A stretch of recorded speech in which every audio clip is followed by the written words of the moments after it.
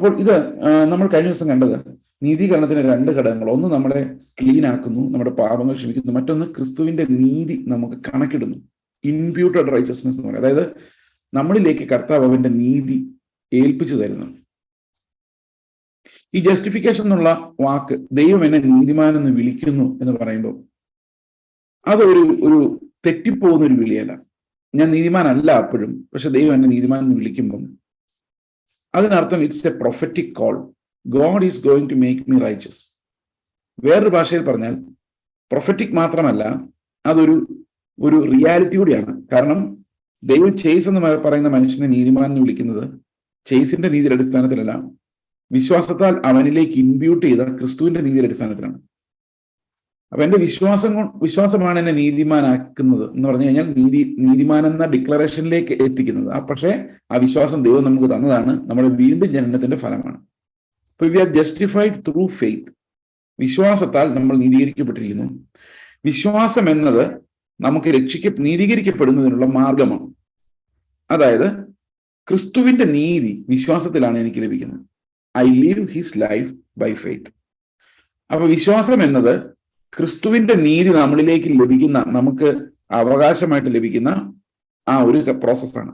അപ്പോൾ കർത്താവ് എന്ത് ചെയ്യുന്നു? കർത്താവ് നമ്മളെ ക്രിസ്തുവിന്റെ നീതിയുടെ വസ്ത്രം ധരിപ്പിച്ചിട്ട് നമ്മളെ നീതിമാൻ എന്ന് വിളിക്കുന്നു. രാജകീയ വസ്ത്രം ധരിപ്പിച്ചിട്ട് രാജാവ് എന്ന് വിളിക്കുന്ന പോലെ നീതിയുടെ വസ്ത്രം ധരിപ്പിച്ചിട്ട് നീതിമാൻ എന്ന് വിളിക്കുന്നു. ആ നീതിയുടെ വസ്ത്രം എന്നെ ധരിപ്പിക്കുന്നത് കുറച്ചു നാളത്തേക്കല്ല, അത് നിത്യമായിട്ടാണ്. അപ്പോൾ ജസ്റ്റിസ് എന്ന് പറയുന്നത്, കർത്താവിന്റെ റൈച്ചസ്നെസ് എന്ന് പറയുന്നത്, നീതി എന്ന് പറയുന്നത് താൽക്കാലികമല്ല. നമ്മളിൽ ഇംപ്യൂട്ടഡ് ആകുന്ന റൈച്ചസ്നെസ് ഈസ് എറ്റേണൽ. നിത്യമായിട്ടാണ് നമ്മളിലേക്ക് ക്രിസ്തുവിന്റെ നീതിയെ തരുന്നത്.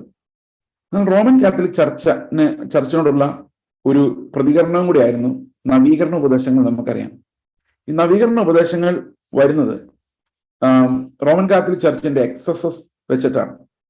അപ്പോൾ ഈ നവീകരണ ഉപദേശങ്ങൾ വന്നതിന് ശേഷം 18-ാം നൂറ്റാണ്ടിന്റെ അവസാന ഭാഗമായപ്പോഴേക്കും ആണെന്നാണ് എൻ്റെ ഓർമ്മ. അതോ 16-ാം നൂറ്റാണ്ടാണ്, എനിക്ക് എത്ര കൃത്യമായിട്ട് ഓർക്കാൻ പറ്റുന്നില്ല, എൻ്റെ memory is not that good. Trent council എന്ന് പറഞ്ഞൊരു കൗൺസിൽ ഉണ്ടായിരുന്നു, കത്തലിക്സിന്റെ ഒരു സുന്നഹദോസ് ആയിരുന്നു അത്. ആ സുന്നഹദോസിൽ വെച്ച് ഇവര് ഈ പ്രൊട്ടസ്റ്റന്റിസത്തിനെതിരെ റിയാക്ഷണറി ആയിട്ടുള്ള ഒരു കൗൺസിലായിരുന്നു. ആ കൗൺസിൽ അവർ പറഞ്ഞത്, ഒരു മനുഷ്യൻ നീതീകരിക്കപ്പെടുന്നതിന് രണ്ട് തലങ്ങളുണ്ട്. ഒന്ന്, അവൻ മാമോദീസ വെള്ളം അവന്റെ തലയിൽ വീഴുമ്പോൾ ദൈവം അവന്റെ ഉള്ളിൽ ഒരു പ്രവൃത്തി ചെയ്യുന്നു, ഇതാണ് നീതീകരണം. പിന്നെ ജീവിതകാലം മുഴുവൻ അവൻ അഡൽട്ട് ആയിരിക്കുന്നിടത്തോളം കാലം ആ നീതീകരണം അവൻ കാത്തു സൂക്ഷിക്കണം. അവൻ പ്രായമാകുമ്പോൾ ചർച്ചിന്റെ എല്ലാ ഓർഡിനൻസസിലും വിശ്വസിച്ചാൽ മാത്രമേ അവനെ നീതിമാൻ എന്ന് വിളിക്കാൻ പറ്റുള്ളൂ. ഇങ്ങനെയാണ്. ഒരു പക്ഷെ നമ്മൾ ഇന്ന് പെന്തക്കോസ്റ്റിൽ കാണുന്നത്, ചില ആളുകൾ വിചാരിക്കുന്നത് കാൽവിനിസം അർമീനിയനിസം നമുക്ക് യുദ്ധമാണ്, അതായത് നമ്മുടെ റെസ്പോൺസിബിലിറ്റിയെ കുറിച്ച് പറയുന്നതെന്നേ ഉള്ളൂ എന്നാണ്. എന്നാൽ പെന്തക്കോസ്തുകാർ ഇന്ന് മലയാളത്തിൽ, കേരളത്തിൽ അർമീനിയൻസ് പോലും അല്ല. അവർ ശരിക്കും ഒരു റോമൻ കാത്തലിക് തിയോളജിയാണ് ഫോളോ ചെയ്യുന്നത്. അതുകൊണ്ട് എന്താ സംഭവിക്കുന്നത് വെച്ച് കഴിഞ്ഞാൽ ആർക്കും അവർ രക്ഷിക്കപ്പെട്ടതാണെന്ന് അറിയത്തില്ല. അവരുടെ ഏത് പ്രവൃത്തി, ഇപ്പം പെന്തക്കോസ്റ്റൽ ടീച്ചേഴ്സിനോട് തന്നെ ചോദിച്ചാൽ അവർ പറയും ഫെയ്ത്ത് പ്ലസ് ഒബീഡിയൻസ് ആണ് രക്ഷ, നീതീകരണം അല്ലെങ്കിൽ സാൽവേഷൻ എന്ന് പറയുന്നത്. അപ്പൊ ഫെയ്ത്ത് പ്ലസ് ഒബീഡിയൻസ് എന്ന് പറഞ്ഞു കഴിയുമ്പോഴേക്കും അത് മനുഷ്യന്റെ പ്രവൃത്തിയിലോട്ട് വന്നു. Faith is obedience. പക്ഷെ ഫെയ്ത്ത് പ്ലസ് ഒബീഡിയൻസ് പറഞ്ഞു കഴിയുമ്പോൾ എന്ത് സംഭവിക്കുന്നു വെച്ച് കഴിഞ്ഞാൽ, നമ്മൾ എന്തുമാത്രം ഒബേ ചെയ്തുവെന്നോ, ഇതിന്റെ ത്രഷോൾഡ് എവിടെയാണെന്നോ, ഏത് പോയിന്റ് ഓഫ് ഒബീഡിയൻസ് കഴിയുമ്പോൾ എനിക്ക് സ്വർഗമുണ്ടെന്ന് ഉറപ്പുവരുത്താൻ പറ്റുമെന്നോ കണ്ടുപിടിക്കാൻ പറ്റത്തില്ല. അതുകൊണ്ട് എല്ലാ മനുഷ്യരും എപ്പോഴും ഡിസപ്പോയിന്റഡ്. കാരണം എവിടെയാണ് ഇത് ത്രഷോൾഡ് ഞാൻ ക്രോസ് ചെയ്തോ, കർത്താവ് ഡിമാൻഡ് ചെയ്തോ അത്ര അനുസരണം എനിക്കുണ്ടായോ, ഇതിനിടയിലുണ്ടായ അനുസരണക്കേടിനെ കർത്താവ് എങ്ങനെയാണ് കൈകാര്യം ചെയ്യുന്നത്, ഞാൻ പെർഫെക്റ്റ് അല്ലാത്തൊരു സ്റ്റേജിൽ എൻ്റെ ഇപ്പോഴത്തെ അവസ്ഥയിൽ ദൈവം എന്നെ അക്സെപ്റ്റ് ചെയ്യുന്നുണ്ടോ ഇല്ലയോ, ഇതൊന്നും ഒരു ആവറേജ് വിശ്വാസിക്കുന്ന അറിയില്ല. അപ്പൊ ദൈവം നമ്മളെ അൺകണ്ടീഷണലായിട്ട് സ്നേഹിക്കുന്നതും മക്കളാക്കി മാറ്റിയെന്നും നമുക്ക് പാപമോചനം തന്നെന്നും നമ്മൾ സ്വർഗത്തിൽ ക്രിസ്തുവിനോട് ഇരുത്തിയിരിക്കുന്ന നമ്മളെ രക്ഷാകരമായ വാഗ്ദത്തങ്ങളെ ഉറപ്പിച്ചു പിടിക്കാൻ പറ്റാത്തൊരവസ്ഥ ഇന്ന് സഭകളിലുണ്ട്. അതിന് പ്രധാനപ്പെട്ട കാരണം മനുഷ്യൻ സ്വാഭാവികമായും റോമൻ കാത്തലിക് തിയോളജിയിലോട്ട് ഡ്രിഫ്റ്റ് ചെയ്യുന്നു എന്നുള്ളതാണ്. അതിന് കാരണം ഒരു മനുഷ്യന്റെ രക്ഷ വിശ്വാസം പ്ലസ് പ്രവൃത്തികൾ, വിശ്വാസം plus obedience or allegiance to a system of knowledge, ഇങ്ങനെ കാണുന്നത് കൊണ്ട് സാൽവേഷനെ കുറിച്ചോ നിത്യതയെക്കുറിച്ചോ ഉറപ്പില്ലാത്ത, അതായത് കർത്താവ് എന്നെ രക്ഷിച്ചു എന്ന് രക്ഷാനിർണയ ബോധ്യമില്ലാത്ത ആളുകളാണ് പെന്തക്കോസ്തിൽ കൂടുതലുള്ളത്. അതിന്റെ പ്രധാനപ്പെട്ട കാരണം, നമ്മൾ ഒരാളോട് വിശ്വാസം മാത്രം പോരാ പ്രവൃത്തിയും വേണമെന്ന് പറയുമ്പോൾ നമുക്കറിയാം വിശ്വാസം മാത്രം പോരാ പ്രവൃത്തിയും വേണം. പക്ഷെ സാൽവേഷനെ സംബന്ധിച്ച് അത് പറയുമ്പോൾ ഉള്ള പ്രോബ്ലം, ഈ പ്രവൃത്തികളുടെ ലെവൽ, എന്തുമാത്രം പ്രവൃത്തികൾ, എപ്പോഴാണ് ഞാനത് പാസ്സായത് എന്ന് അറിയാൻ വയ്യാത്ത ഒരു സ്ഥിതി ഉണ്ടാവും. അത് മാത്രമല്ല, സ്വർഗത്തിൽ പോകുന്നത് എൻ്റെ ഉത്തരവാദിത്വമായിട്ട് മാറുകയും ചെയ്യും. അപ്പൊ എൻ്റെ ഉത്തരവാദിത്വമായിട്ട് മാറുമ്പോൾ അതിന്റെ മഹത്വത്തിന്റെ ഒരു പങ്ക് എനിക്കുള്ളതുമാണ്.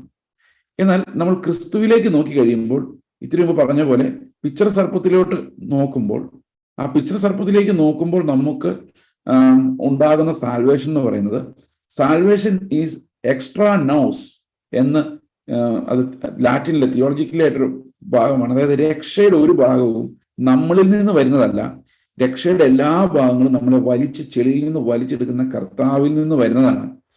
നമ്മുടെ നീതിയും കർത്താവിൽ നിന്ന് വരുന്നതാണ്, വിശ്വാസവും രക്ഷയുടെ എല്ലാ എലമെന്റ്സും കർത്താവിൽ നിന്ന് തന്നെയാണ് വരുന്നത്. So that's why we give him glory in everything.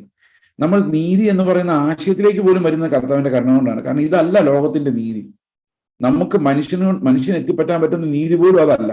അത് ആത്മാവ് നമ്മളിൽ ഇൻഡ്യൂസ് ചെയ്ത്, ഇൻപ്യൂട്ട് ആൻഡ് ദെൻ ഇൻഡ്യൂസ് ആ റൈച്ചസ്നെസ്, ആ സ്പിരിറ്റ് ഓഫ് റൈച്ചസ്നെസ് നമ്മുടെ ഉള്ളിൽ നമുക്ക് വെളിപ്പെടുത്തി തരുന്നതാണ് ഈ റൈച്ചസ്നെസിന്റെ റിസൾട്ടായിട്ട് നമ്മൾ അനുഭവിക്കുന്ന കാര്യങ്ങൾ. അപ്പോൾ ഇതിനകത്ത് 2-3 ഒബ്ജക്ഷൻസ് നമുക്ക് പറയുവാനുണ്ട്. ഒബ്ജക്ഷൻസ് എന്ന് പറയുന്നത്, ഒന്ന് പ്രധാനമായിട്ട് യാക്കോബിന്റെ ലേഖനത്തിൽ നിന്നാണ് വരുന്നത്, മറ്റൊന്ന് നമ്മുടെ ഹ്യൂമാനിറ്റേറിയൻ തിങ്കിങ്ങിൽ നിന്നാണ്. യാക്കോബിന്റെ ലേഖനം നമ്മൾ വിശദമായിട്ട് പഠിച്ചിട്ടുണ്ട്, എങ്കിലും യാക്കോബിന്റെ ലേഖനത്തിൽ നിന്ന് 1-2 കാര്യങ്ങൾ കൂടെ അന്ന് കവർ ചെയ്യാതെ പോയ തിയോളജിക്കലായിട്ടുള്ള കുറച്ച് കാര്യങ്ങൾ കൂടെ നമുക്ക് ഇതുമായിട്ട് ബന്ധപ്പെട്ട് ചിന്തിക്കേണ്ടതായിട്ടുണ്ട്. ഓക്കെ, അപ്പോൾ യാക്കോബിന്റെ ലേഖനത്തിൽ പറയുന്നത് ഒരുപക്ഷെ ഒരു കോൺട്രഡിക്ഷൻ ആയിട്ട് തോന്നും. നമ്മൾ അങ്ങോട്ട് വരുന്നതിന് മുൻപ് ഈ നീതീകരണം എന്ന വിഷയം എങ്ങനെയാണ് നമ്മൾ അനലൈസ് ചെയ്ത് നമുക്കത് നോക്കാം, എന്താണ് സംഭവിക്കുന്നത്. ഒന്നാമത്തെ കാര്യം നമ്മൾ മനസ്സിലാക്കേണ്ടത്, ഇത് ദൈവത്തിന്റെ കൃപയാലാണ് നമ്മൾ നീതീകരിക്കപ്പെടുന്നതാണ്. There is no human merit considered when he is justifying us. നമ്മളെ തിരഞ്ഞെടുക്കുമ്പോൾ നമ്മൾ ഒരു മെറിറ്റും കർത്താവ് കണക്കുകൂട്ടുന്നില്ല. രണ്ടാമത്തെ കാര്യം എന്ന് പറയുന്നത്, അത് നമുക്ക് കുറെ വാക്യങ്ങൾ അതിനുവേണ്ടി പറയാൻ പറ്റും. റോമാലേഖനം 3:23-24 പറയുന്നു, since all have sinned and fall short of God, the glory of God, they are justified by his grace as a gift through the redemption which is in Christ Jesus. അപ്പൊ നമ്മൾ ചുമ്മാ ജസ്റ്റിഫൈ അല്ല, നമ്മളെ വീണ്ടെടുത്ത് നീതിമാൻ എന്ന്, നീതിയുടെ കുപ്പായം നമുക്ക് തന്ന്, ക്രിസ്തുവിന്റെ നീതി എനിക്ക് തന്നിട്ട് എന്നെ നീതിമാൻ എന്ന് വിളിക്കുകയാണ്. ഓക്കെ, കുറെ പൈസ എന്നെ കൊണ്ട് തന്നിട്ട് മുതലാളി എന്ന് വിളിക്കുന്നവർ. എൻ്റെ ഒന്നുമില്ല, ഞാൻ ദരിദ്രനായിരിക്കുമ്പം ഒരാൾ കൊണ്ടുവന്ന് കുറേ പണം കൊണ്ട് എന്നെ തന്നിട്ട് പറയാണ് മുതലാളി എന്ന് വിളിക്കുന്ന പോലെയാണ് ശരിക്കും സംഭവിച്ചിരിക്കുന്നത്. കർത്താവിന്റെ നീതിയുടെ വസ്ത്രം എന്നെ മേലിട്ട് നീതിമാൻ എന്ന് എന്നെ വിളിക്കുകയാണ്. ഓക്കെ, അതാണ് justification. In that I have contributed nothing. എന്നെ നീതിമാൻ എന്ന് വിളിക്കുന്നത്, കാരണം എനിക്കൊന്നും കോൺട്രിബ്യൂട്ട് ചെയ്യാൻ പറ്റില്ലായിരുന്നു. അത് എനിക്ക് പറ്റുന്ന നീതി പോലും അല്ല, എന്റെ മനസ്സിന് പോലും ഉൾക്കൊള്ളാൻ പറ്റുന്ന അത്ര അതുപോലുള്ള നീതി പോലും അല്ല, അതിനൊക്കെ അപ്പുറത്താണ്. എഫേസ്യ ലേഖനത്തിലേക്ക് വരുമ്പോൾ നമുക്കറിയാം, നമുക്കെല്ലാം എപ്പോഴും പറഞ്ഞൊരു വാക്യമാണ് എഫേസ്യ ലേഖനം 2:8-9 വാക്യങ്ങൾ ഇങ്ങനെയാണ്. For by grace you have been saved through faith and this is not your own doing. നിങ്ങളുടെ ഒരു പ്രവൃത്തി അല്ല, it is the gift of God. ദൈവം നമ്മളെ നീതീകരിക്കുന്ന ദൈവത്തിന്റെ ഗിഫ്റ്റാണ്. ഓക്കെ, അപ്പോൾ ഗ്രേസ് എന്ന് പറയുന്നത് ഇവിടെ പ്രവൃത്തിയുടെ കൂടെ അല്ല, പ്രവൃത്തിക്ക് ഒപ്പോസിങ് ആയിട്ടാണ് ഇവിടെ പൗലോസ് പറയുന്നത്. അതായത് കൃപയാൽ അത്രേ, അതിന് നിങ്ങൾ കാരണമല്ല, ആരും പ്രശംസിക്കാതിരിക്കേണ്ടതിന് പ്രവൃത്തികളും കാരണമല്ല. It's pure grace. That means our justification is pure grace. Okay, അത് കൃപയാന്ന് പറയുക മാത്രമല്ല, ഇതല്ല എന്ന് എടുത്തു പറഞ്ഞിട്ടാണ് കൃപയെന്ന് പറയുന്നത്. എന്തല്ലെന്ന്? പ്രവൃത്തിയല്ല, പ്രവൃത്തികളാലല്ല നമ്മുടെ രക്ഷ എന്നുള്ളത്. പ്രവൃത്തികൾ ഉൾപ്പെടുത്തി കഴിഞ്ഞാൽ എന്ത് സംഭവിക്കും? We don't know the grade, we don't know the percentage, so we are in confusion. നമ്മളെല്ലാവരും കൺഫ്യൂസ്ഡ് ആയി പോകും.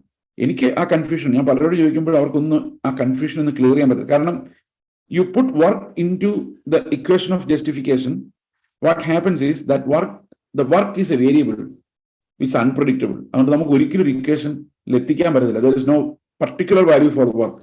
ഫെയ്ത്തിന് ഒരു പർട്ടിക്കുലർ വാല്യൂ ഉണ്ട്, നമുക്കത് കൊടുക്കാം. പക്ഷെ ഈ വർക്ക് എന്ന് പറയുന്നത് എത്രയാണ് അതിന്റെ വാല്യൂ നമുക്ക് കൊടുക്കാൻ പറ്റത്തില്ല. സോ വി ഡോണ്ട് നോ എന്തായിരിക്കും അതിന്റെ whether we are saved or not എന്ന് നമുക്ക് അറിയാൻ സാധിക്കത്തില്ല.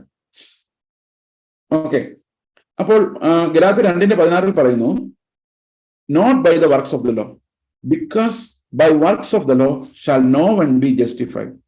അപ്പൊ ഇതിന് ഒത്തിരി ദൈവത്തിന്റെ ന്യായങ്ങൾ നമ്മൾ റോമാലേഖനം പഠിച്ചപ്പോഴെല്ലാം കണ്ടതാണ്. So we are not going to that level. ഇനി നമുക്ക് ഈ ഒബ്ജക്ഷൻസിലേക്ക് നോക്കുമ്പോൾ പ്രധാനമായിട്ടും നമ്മുടെ മുമ്പിൽ വരുന്ന ഒരു കാര്യം യാക്കോബിന്റെ ലേഖനത്തിൽ എന്തുകൊണ്ടാണ് ഇങ്ങനെ പറഞ്ഞിരിക്കുന്നതാണ്. യാക്കോബിന്റെ ലേഖനം 2:24 theological explanation we will try to look at it.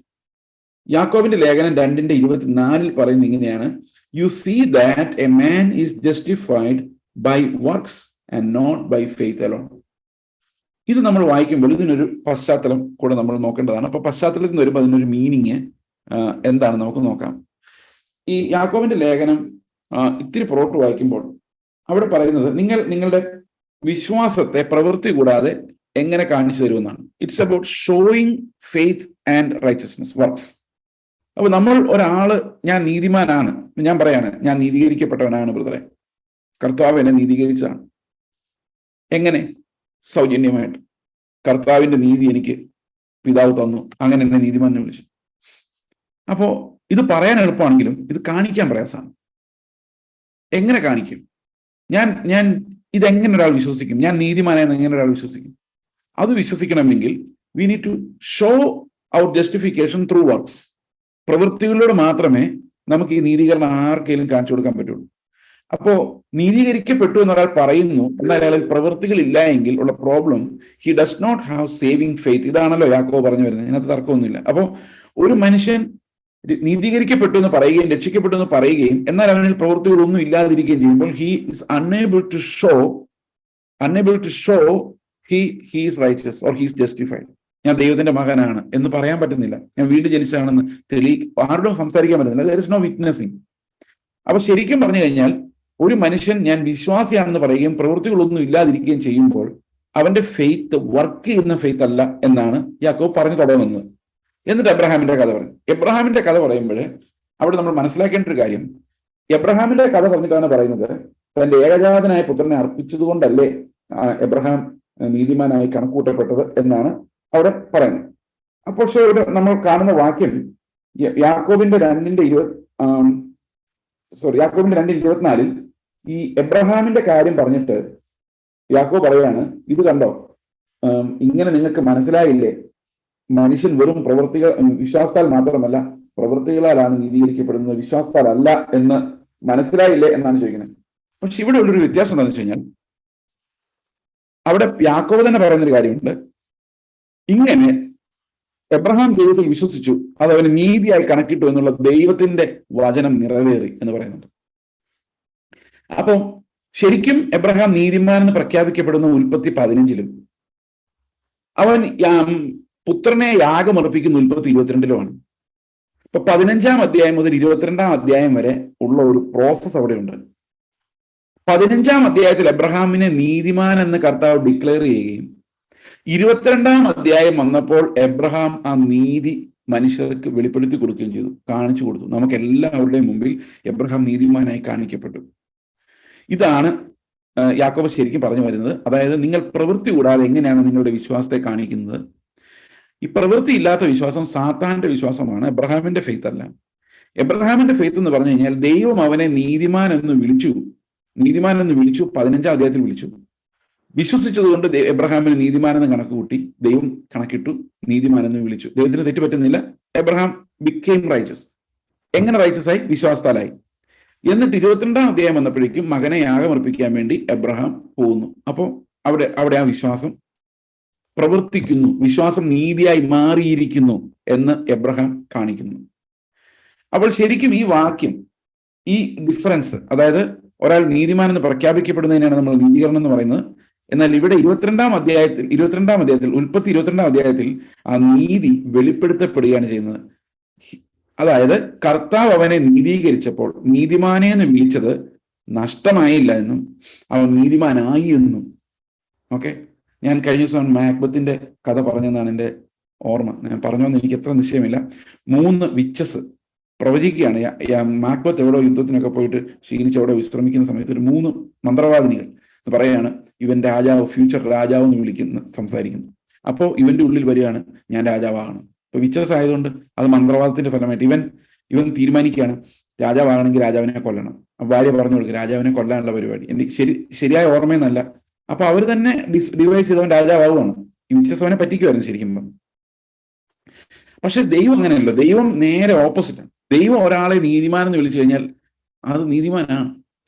അതെങ്ങനെയാകും? അത് ദൈവം അങ്ങനെ അവനിൽ ആ വിശ്വാസത്താൽ നീതി ഉണ്ടാക്കും. ഫെയ്ത്ത് ഒരാളിൽ ഉണ്ടായി കഴിയുമ്പോൾ ആ ഫെയ്ത്ത് പിന്നീട് അപ്പൊ ഷോ ചെയ്യാവുന്ന രീതിയിലേക്ക് വരും.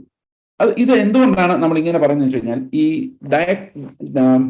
എന്താ പറയുന്നത്, ഈ നീതീകരണം എന്ന വാക്ക്, ഓക്കെ, ആ നീതീകരണം എന്ന വാക്ക് ഡിക്കായോ എന്നാണ് അത് ഗ്രീക്കിൽ പറയുന്നത്. ഞാൻ സാധാരണ ഇങ്ങനെ ഗ്രീക്ക് വാക്കുകളൊന്നും പറയാറില്ല, കാരണം ഇത്രയും കോംപ്ലിക്കേറ്റഡ് ആക്കണ്ടെന്ന് വെച്ചാൽ വല്ലപ്പോഴാണ് ഇത് ഉപയോഗിക്കുന്നത്. ഈ പ്രാവശ്യം ഉപയോഗിക്കേണ്ടി വരുന്നതെന്ന് വെച്ച് കഴിഞ്ഞാൽ ഡിക്കായോ എന്നുള്ളൊരു വാക്ക് നീതീകരിക്കുക എന്നുള്ളതിന് ഉപയോഗിക്കാം. നീതിമാൻ എന്ന് കാണിക്കുക, അതിന്റെ യഥാർത്ഥ അർത്ഥം ഇങ്ങനെയാണ്: demonstrate or show to be righteous.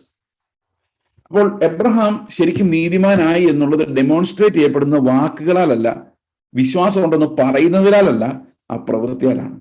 നമുക്ക് ഒരിക്കലും നമ്മൾ വിശ്വാസികളാണെന്ന് പറഞ്ഞ് ഒരാളെയും ഒന്നും കാണിക്കാൻ പറ്റില്ല.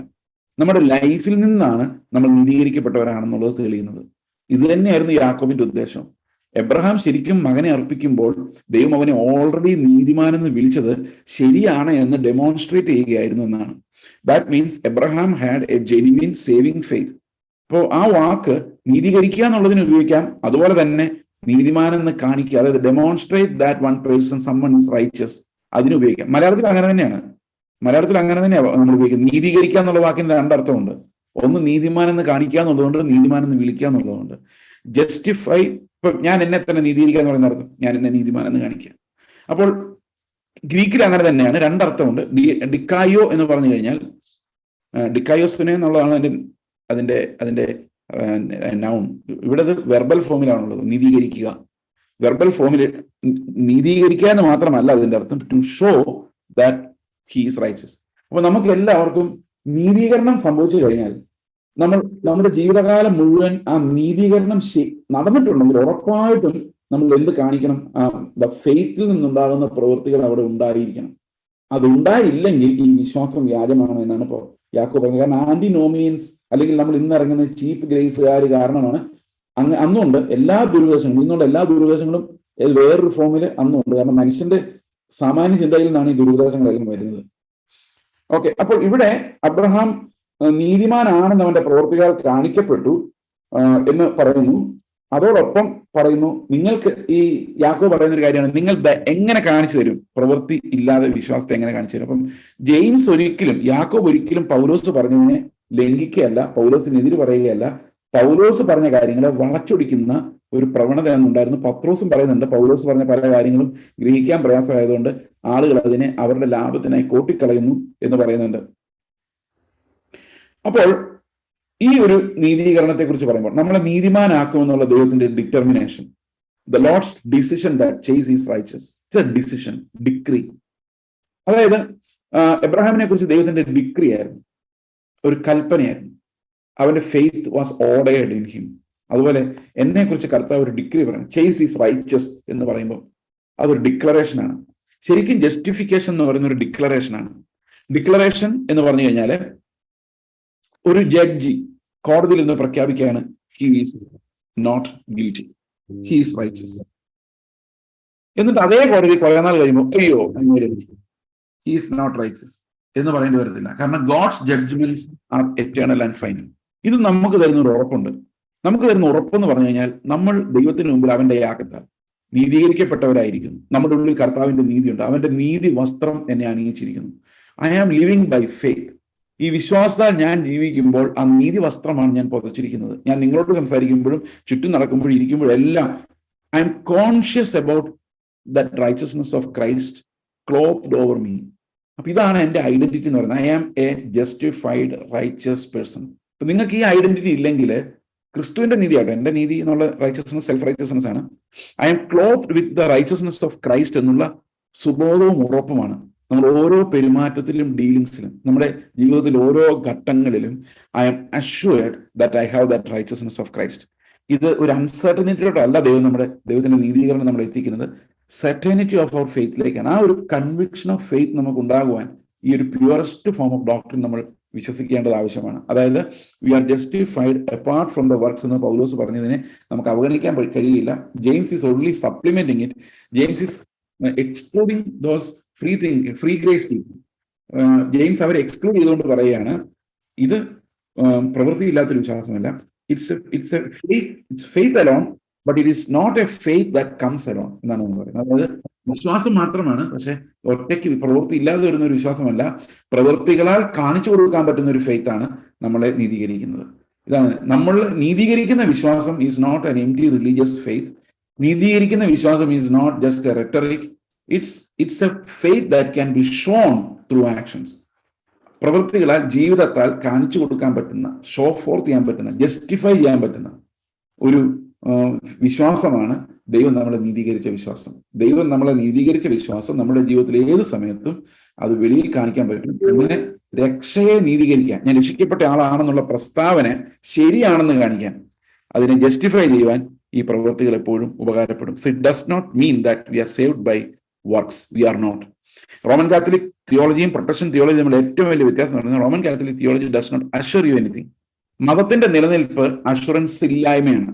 വീണ്ടും വീണ്ടും നിങ്ങൾ ഈ ഭയത്തിൽ കുരുങ്ങിപ്പോയി കഴിഞ്ഞാൽ പിന്നെയും അവരെ ആശ്രയിക്കാം, അച്ഛന്മാരെ ആശ്രയിക്കും, കുർബാനകളെ ആശ്രയിക്കും. മരിച്ചു കഴിഞ്ഞാൽ പോലും നമുക്കൊരു അഷുറൻസ് ഇല്ല. വീണ്ടും കുർബാനകളെ ആശ്രയിച്ചുകൊണ്ടിരിക്കും. You are eternally dependent on the religion. But when you are declared righteous by Christ by an eternal judgment, ഒരു നിത്യമായ നീതീകരണത്തിന്റെ നിയമത്താൽ കർത്താവ് നമ്മളെ നീതിമാന്മാരെന്ന് പ്രഖ്യാപിച്ചു കഴിയുമ്പോൾ റിലീജിയൻ ഡൈഡ്. മതത്തിനൊന്നും ചെയ്യാനില്ല. We are free in Christ, free to righteousness. നീതിക്ക് അടിമകളും നമ്മുടെ പഴയ ജഡത്തോട് നമ്മൾ സ്വതന്ത്രരാണ്. We don't need to obey that old flesh. So we are liberated in Christ. ഇത് ജസ്റ്റിഫിക്കേഷന്റെ ഫലമാണ്. നീതീകരണത്തിന്റെ ഫലം എന്താണെന്ന് വെച്ച് കഴിഞ്ഞാൽ we are liberated from sin and its punishment എന്നുള്ളതാണ്. ദൈവം നമ്മളെ ഈ വിശ്വാസത്തിന്റെ ധൈര്യത്തിലേക്ക് നയിക്കുമാറാകട്ടെ. നമുക്ക് പ്രാർത്ഥിക്കാം. ഞങ്ങളുടെ സ്വർഗസ്ഥ പിതാവേ, ഞങ്ങൾക്ക് തന്ന നല്ല സമയത്തിനായിട്ട് സ്തോത്രം. ഞങ്ങൾ എല്ലാറ്റിനും മുമ്പിൽ കർത്താവെ, എല്ലാ വെളിപ്പാടുകളുടെ മുമ്പിൽ ഞങ്ങൾ എനിക്ക് നന്ദി പറയുന്നു. ഞങ്ങളെ വീണ്ടെടുത്ത അത്ഭുതകരമായ രക്ഷയോർത്ത് ഞങ്ങളുടെ കണ്ണ് തുറന്നതിനായിട്ട് കർത്താവെ, അങ്ങ് ആരെന്ന് വെളിപ്പെടുവാൻ, അങ്ങ് ആരാധിക്കുവാൻ, കർത്താവെ ആ കുത്തിയവങ്കിലേക്ക് പിച്ചള സർപ്പത്തിലേക്ക് നോക്കുവാൻ, കർത്താവെ ഞങ്ങളുടെ പാവങ്ങളാൽ തന്നെ കുത്തപ്പെട്ടവനിലേക്ക്, ഉപദ്രവിക്കപ്പെട്ടവനിലേക്ക് നോക്കുവാൻ, കർത്താവെ ഞങ്ങളെ വിളിച്ചതിനായി, ഞങ്ങളുടെ കണ്ണ് തുറന്നതിനായിട്ട് ഞങ്ങൾ നന്ദി പറയുന്നു. ഞങ്ങൾ നീതിമാന്മാരെന്ന് വിളിക്കാൻ ഒരു യോഗ്യതയില്ലാതിരുന്നപ്പോൾ പുത്രന്റെ നീതി വസ്ത്രം ഞങ്ങളെ ധരിപ്പിച്ച് ഞങ്ങളെ നീതിമാന്മാരാക്കി, ഞങ്ങളെ നീതിമാൻ എന്ന് വിളിച്ച അവിടുത്തെ കരുണയ്ക്കായിട്ട് ഞങ്ങൾ നന്ദി പറയുന്നു. കർത്താവായ യേശു ക്രിസ്തുവിന്റെ നാമത്തിൽ തന്നെ ആമേൻ.